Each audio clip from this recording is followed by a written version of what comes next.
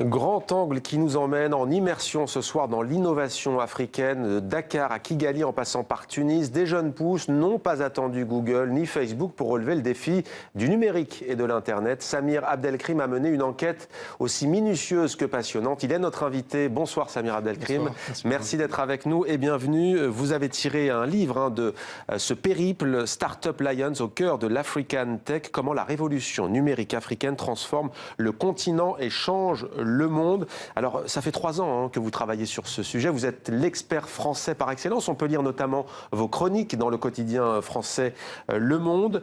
Alors, des hauts plateaux éthiopiens aux collines de Kigali, vous avez parcouru ces endroits où des tech hubs poussent. 20 pays, je le disais. Est-ce que vous pouvez d'abord, pour commencer, avant d'aller sur des exemples précis, nous dresser un tableau général de l'Afrique numérique du 21e siècle? Alors, une émission ne suffirait pas parce que l'Afrique, c'est un continent avec 54 pays, 54 écosystèmes, 54 spécificités. Si on veut parler un peu en termes de grandes régions, on pourrait dire que, de manière un petit peu historique, il y a quelque part, sur le sujet du numérique et du digital, de la révolution numérique, une petite avance qui a été prise par certains écosystèmes anglophones, ça il faut bien le dire, notamment en Afrique de l'Est. Et c'est d'ailleurs en Afrique de l'Est qu'historiquement les premiers tech hubs qui ont véritablement transformé leur société ont vu le jour, notamment au Kenya, notamment avec les premières grandes disruptions africaines, notamment le mobile banking. C'est au Kenya que ça a vu le jour en 2000, au début des années 2000, ça s'est déployé en 2007 avec M-Pesa. Je dirais qu'en Afrique francophone, tout s'accélère. Même s'il y a ce sentiment un peu d'avance de l'Afrique anglophone, en Afrique francophone, on voit aujourd'hui des jeunes pousses qui passent à l'échelle.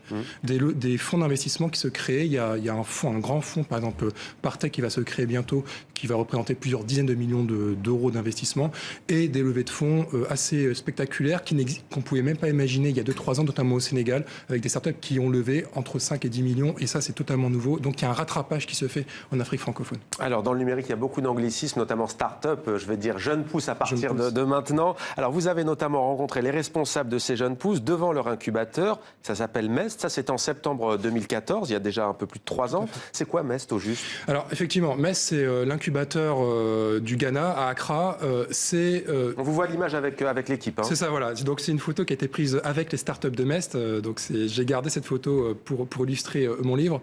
Donc, MEST, c'est à la fois une académie où on apprend finalement le code, le numérique, les métiers du digital, et également une école d'entrepreneuriat. C'est-à-dire qu'on vous apprend à coder, on vous apprend à devenir un expert du numérique, et on vous apprend aussi à créer une start-up.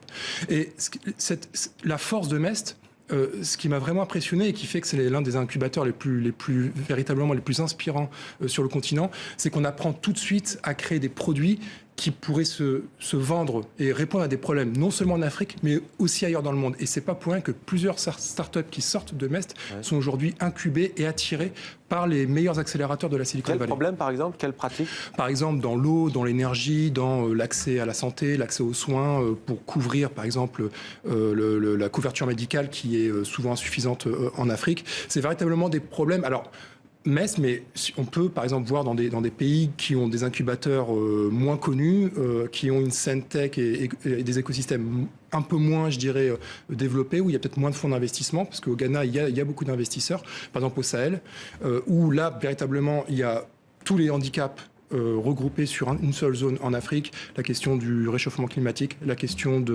alimentaire, la question démographique, on est déjà à 100 millions d'habitants, on va dépasser les 400 millions d'habitants en 2050, la question du terrorisme, et là on trouve des innovations particulièrement disruptives, et quelque part c'est une voie obligatoire, parce que c'est sur ce territoire où il y a les plus grands challenges que l'Afrique doit affronter, non seulement l'Afrique, mais également l'Europe dans les 30 prochaines années, que ça doit donner naissance aux innovations les plus disruptives pour changer la donne. Alors les défis sont immenses, la jeunesse africaine n'a peur de rien, vous le dites à l'image du Sénégalais Malik Birane, on va le voir à l'image, fondateur d'Aiwajen, c'est du Wolof, en quoi ça consiste? Voilà, Malik, donc ça veut dire je vends du poisson, Aiwajen, ça veut dire je vends du poisson en Wolof, donc je l'accompagnais pendant une demi-journée, d'ailleurs c'est l'introduction de mon livre, et il m'a montré comment il a décidé de... Là, on est où à l'image? On est sur le port de Dakar. C'est le port de Sambédioune. Ouais. Sambédioune, c'est le port traditionnel, marché aux poissons traditionnel de Dakar, où les pêcheurs, tous les jours, vont chercher le poisson et vendent sur la plage même. Donc moi, j'ai passé l'après-midi, il m'a fait rencontrer des pêcheurs. Et ce qui était intéressant, c'est son abnégation, c'est-à-dire qu'il a rencontré énormément de difficultés à monter sa start-up. Personne ne voulait croire dans son idée. Finalement, il a tenu bon. Et qu'est-ce qu'elle permet aux pêcheurs au juste ? Sa start-up permet en fait aux pêcheurs de vendre au meilleur prix la pêche du jour directement au restaurant, donc de se passer. Mais c'est quoi, ils ont besoin de quoi les pêcheurs ? Ils ont un smartphone, C'est ça. Alors soit sur un smartphone, donc ils se connectent sur Internet, ils prennent en photo leur pêche du jour, ils la mettent en ligne et les restaurants, les classes moyennes de Dakar peuvent l'acheter directement, soit par la voix, parce qu'il y a beaucoup de pêcheurs qui sont analphabètes, ils appellent directement un numéro et la start-up iWagen met en ligne les annonces. Et ce qui est intéressant, c'est que le rêve de Malik, c'est de faire en sorte que les pêcheurs puissent vivre dignement du fruit de leur travail. Il faut savoir qu'il y a de moins en moins, donc il y a les réserves halieutiques qui diminuent au Sénégal. À cause de la pollution, les pirogues doivent aller de plus en plus loin, ça a un coût sur l'essence. Et quand j'ai interviewé les pêcheurs, ils m'expliquaient que parfois leur revenu était multiplié par 5. Et ce qui était aussi intéressant, c'est que beaucoup de pêcheurs, qui étaient d'anciens passeurs de migrants, qui allaient déposer des migrants dans les îles Canaries, parce qu'ils n'arrivaient plus à vivre du fruit de leur travail, de leur pêche, avaient décidé, grâce à cette application, de rester pêcheurs et de faire vivre leur famille grâce à la pêche. Alors, Drone Africa Service, on parlait du Sahel tout à l'heure, vous êtes allé au Niger, vous avez rencontré Aziz Kounché, des drones civils au Sahel. Alors, tout à fait. Alors, donc c'est un drone qui a été construit avec des matériaux qui résistent aux conditions atmosphériques locales. C'est-à-dire que ce sont des drones du désert. Voilà, des drones du désert. Donc, ce sont des drones qui sont capables, par exemple, de résister à l'harmattan, au vent du désert, aux fortes chaleurs. Et son application, enfin plutôt là, on est dans du hardware. Donc, c'est vraiment sophistiqué. Voilà, c'est physique. Il avait d'abord conçu ça pour cartographier les territoires en fait pour l'agriculture. Et finalement, il a utilisé son premier client, c'est l'ONU, l'UNHCR. Son drone est utilisé pour repérer les migrants qui sont en perdition, notamment à la frontière entre le Niger et l'Algérie. Le Haut Comité des Nations Unies pour les réfugiés. Tout à fait, pour pouvoir les secourir. Il faut savoir que chaque semaine, il y a des dizaines de personnes qui meurent. Avant même d'atteindre la Méditerranée, il y a cette mer intérieure du Sahara il y a beaucoup de migrants qui... On n'en parle pas beaucoup. Et les premiers bénéficiaires de cette application, ce sont les migrants qui sont secourus et qui sont repérés grâce à ce drone. Alors, il y a aussi l'application e-santé au Cameroun, créée en 2013. Elle compte déjà plusieurs dizaines de milliers d'utilisatrices. En quoi est-elle perçue comme un allié technologique, notamment par les usagers des hôpitaux et par les salariés des hôpitaux? Tout à fait. Donc ça, c'est Gifted Mom. C'est un entrepreneur qui est absolument exceptionnel. Donc je suis parti en reportage pour Le Monde sur cette application il y a un an. Il y a un an et demi à Yaoundé dans un hôpital où la grande majorité des utilisatrices de cette application sont des femmes qui souvent sont analphabètes, qui ont très peu d'informations sur les rendez-vous, notamment prénataux, sur la conduite à avoir lorsqu'il y a des signaux avant-coureurs, pourquoi pas d'hémorragie.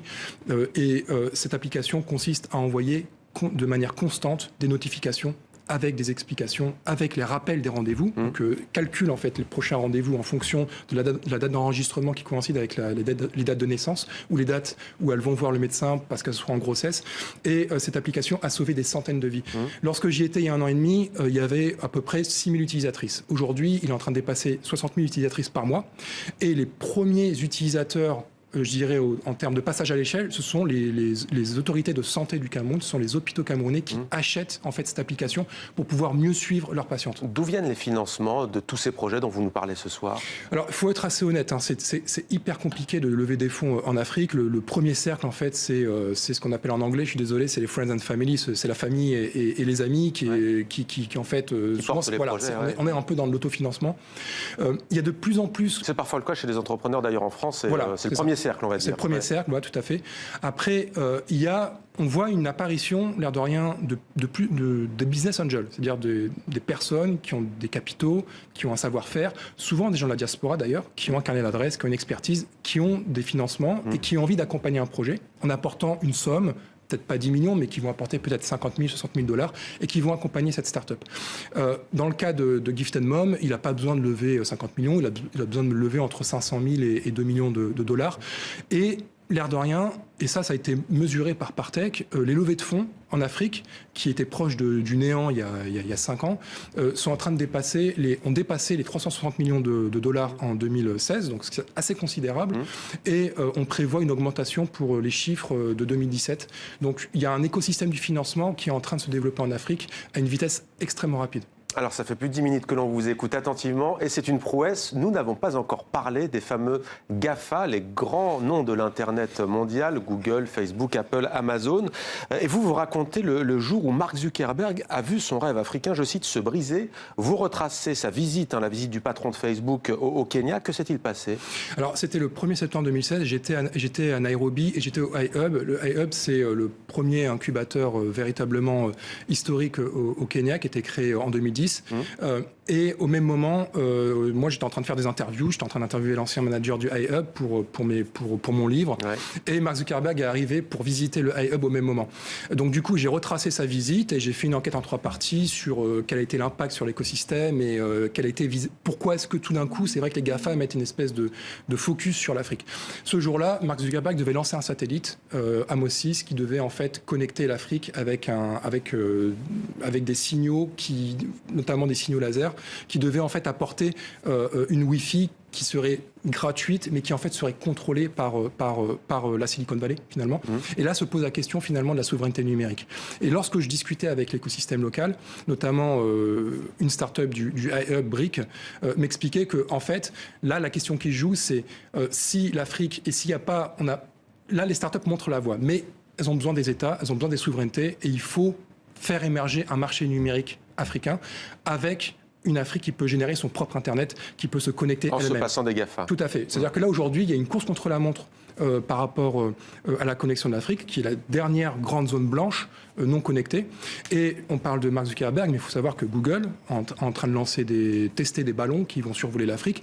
Elon Musk, avec SpaceX, qui est en train de créer une armée de mini-satellites qui vont envoyer des signaux laser pour connecter l'Afrique. Mais la question qui se pose, c'est est-ce que cet Internet africain qui est en train de naître va être finalement phagocyté et devenir dans 5 ans un Internet purement américain, avec un contrôle, un contrôle de la data, un manque de data center. Et là, il y a une vraie question de souveraineté africaine, de numérique africaine qui se pose. Les startups montrent la voie, enclenchent des dynamiques, mais sans véritablement une prise de conscience et que ce soit porté par les États et par les souverainetés, elles n'y arriveront pas seules face aux GAFA. Merci beaucoup Samir Abdelkrim pour votre exploration passionnante. Startup Lions au cœur de l'African Tech. Comment la révolution africaine transforme le continent et change le monde. C'est disponible sur Amazon. Merci beaucoup d'avoir répondu à nos questions.